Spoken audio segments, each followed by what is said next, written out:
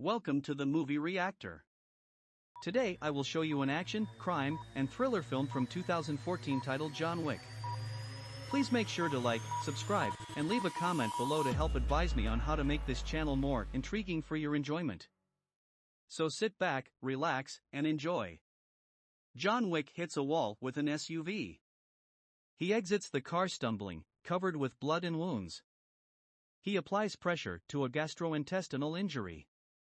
He pulls out his phone and sees a video of his wife Helen on the beach while he crawls to the side. John sags and closes his eyes. A few days prior, John awakens to a gray day. He experiences flashbacks of the time he spent with Helen before she passed out in his arms recently. She suffered a disease that ultimately took her life. The day of her funeral has arrived. Marcus, an old friend of John's, visits him after the service to express his sympathies. That evening, John receives a delivery. It is a tiny beagle.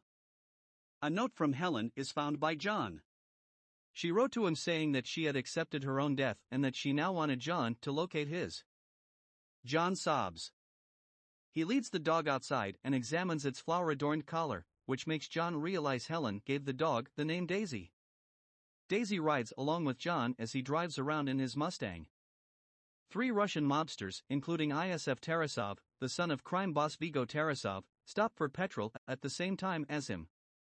ISF approaches John's car, compliments it, and then inquires as to the asking price. "It's not for sale," claims John. Then, ISF abuses John in Russian, thinking that he won't understand, but John shows him wrong by speaking in a low voice. ISF then tries to pet Daisy, but John frightens him off. One of ISF's friends enters the car and bids John a good morning. Daisy wants to use the restroom as John gets ready for bed. When they descend the stairs, John is confronted by 2 shadowy figures, one of whom strikes him in the head with a bat. He begins thrashing John as Daisy whimpers. The dog's neck is broken by one of the males who approaches her. ISF, who knocks John out, is revealed when the man removes his disguise. Later, when John awakens, he walks over to his deceased pet and strokes her head.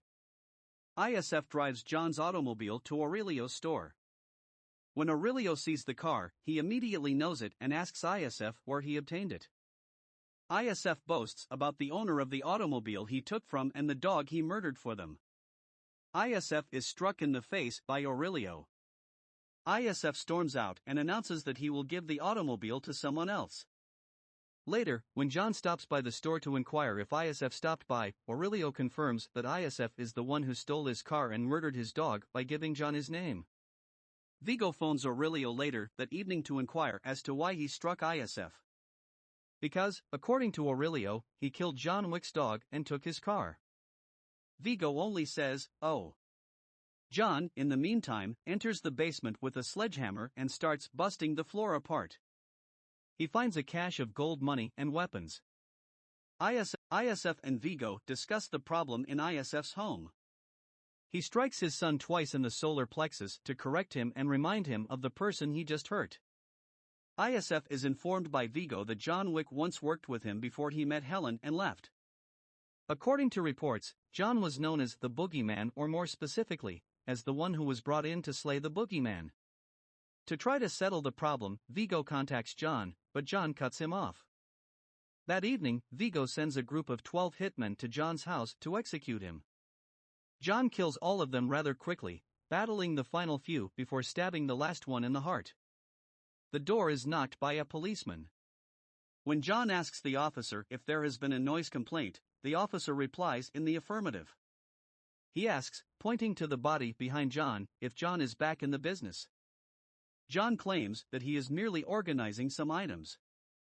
The officer exits after wishing him luck. To clean up the area and dispose of the remains, John calls in a cleaning company he has worked with in the past. They appear to know that this is not the last time they will assist him. Marcus, a buddy of Wick's, meets with Vigo, who offers him a $2 million contract in exchange for killing Wick. Additionally, he tells his assistant Abby to make calls to other candidates for the position. Marcus accepts with ease. In order to conduct business, John stays at the Continental Hotel in Lower Manhattan. Perkins is recognized by him.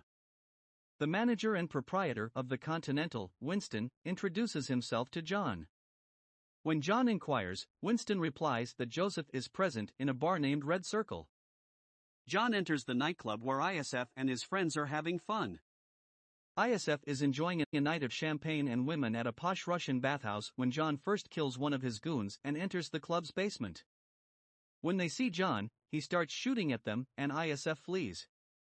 John takes out every hitman in his path, but ISF escapes in a getaway car, and John loses track of him. One of Vigo's guys stabs John with a bottle in the club. He returns to the Continental to have the gash in his side stitched up.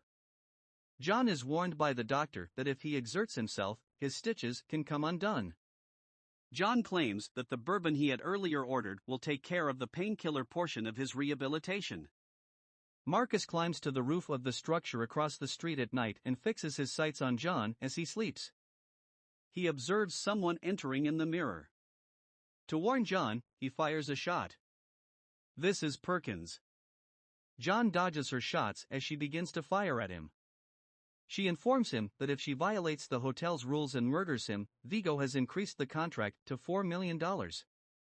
He struggles against Perkins until he finally puts her in a headlock and offers her compassion in exchange for information. She informs John that Vigo maintains the majority of his riches in a church's basement. For one of their organization's gold coins, John knocks Perkins out and leaves her with Harry, a business acquaintance.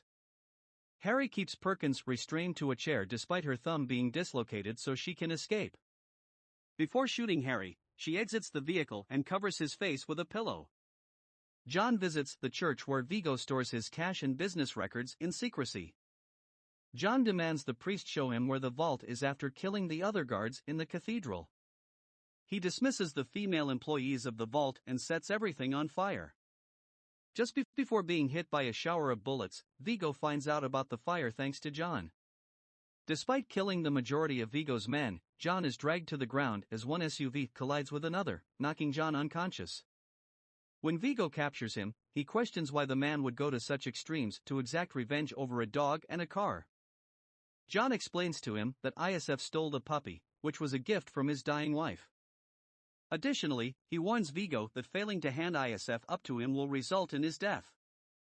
He is left with Vigo's goons so they can suffocate him with a plastic bag. Marcus, who is observing from the adjacent building, kills one hitman by shooting him in the head so that John can kill the other. Vigo's getaway car is shotted by John, who thereafter is the only one left alive. ISF is hiding in a safe place in Brooklyn, and Vigo is compelled to inform John of this. Although there are armed guys guarding the safe house, John kills them all anyhow and storms the location. ISF makes another attempt to flee, but John catches him and kills him. Vigo sends his goons to find Marcus at his house in retribution for ISF's passing and for failing to kill John. They thrashed him there until Vigo and Perkins fatally shot him. Just before boarding a chopper to leave the city, Vigo makes a call to John to inform him of this. Winston, the proprietor of the Continental Hotel, calls Perkins to a meeting while he is still waiting for John to arrive to Marcus's house. She meets Winston and 4 other men at Central Park's Bethesda Arcade. Winston informs her that because of her violation of the Continental's standards, her membership has been revoked. She is killed by the 4 men. The same cleaner who assisted John in removing the assassins' bodies from his home is waiting for Winston as he leaves, and she gives him many coins. John locates Marcus's body and departs to defeat Vigo. He spots the bad guys making their way to the helicopter and tries to hit them with his automobile. John rams Abby with his car after Vigo orders Abby to kill him outside. Vigo tries to tip John's car off the cliff, but John escapes unharmed. The two then engage in a rainy hand-to-hand struggle. When John tries to stab Vigo, Vigo puts the knife into himself in order to break John's arm. John then grabs the knife from his stomach and stabs Vigo in the neck. He abandons him to perish. Returning to the opening scene, John is still bleeding. He feels motivated to continue after Helen and him watched the video. He enters a dog shelter to treat his stabbing wound. The two of them then depart for home as he is carrying a pit bull puppy. Please consider subscribing. If you enjoyed the content, then please hit the like button as it helps the channel and is greatly appreciated. Also, if you know anyone who would enjoy watching this content, then please share and help this community grow. Thanks for watching.